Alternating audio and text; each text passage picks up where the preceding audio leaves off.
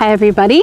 So it is almost time. We're getting so close to season 6 Alone premiere, and I wanted to talk about something that's super relevant on all of the seasons, but particularly on our season, and that's the difference between wet cold and dry cold.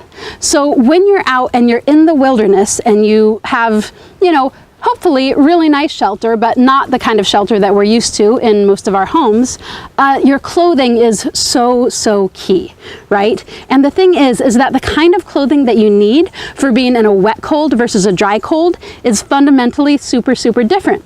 So places like Vancouver Island, and even most of the time in Patagonia and Mongolia, which is a dry cold climate for a lot of the year, it wasn't that cold for a lot of the season 5 of Alone, right? So those were environments where you really had to be dressing for a wet cold.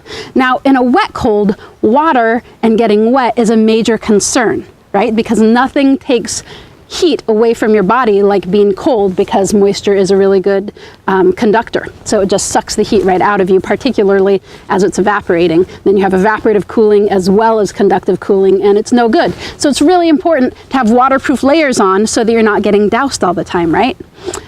And then you want to be aware of not having moisture build up from the inside, so some way to keep the outside wet from getting in while letting the sweat of your body get out of your clothes. Those are super key.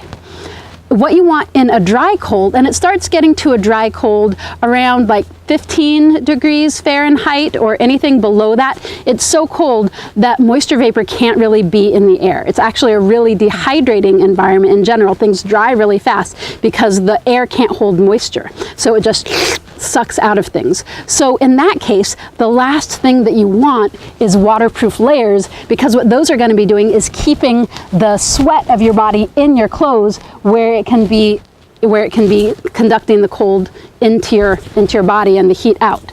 In those environments, having something that's totally breathable and porous so that moisture from your body can get out and into that cold, dry air, which will suck it out rather than having it stay inside your clothes, is super key. So the issue with our season is that we were looking at going in under wet cold condition and then staying through to dry cold conditions. So how you want to dress and what kind of gear is appropriate, totally different in those situations. So yeah, we had to really think about what kinds of gear was going to serve us best throughout that transition.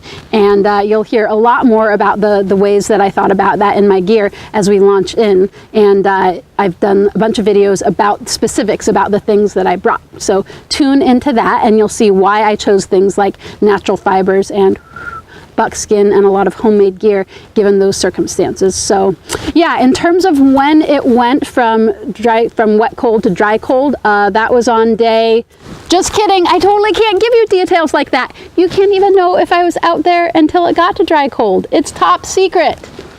So you'll just have to tune in like the rest of us and watch season 6 on Alone and see how all of those choices and the gear that I made did out there. All right, thanks for watching.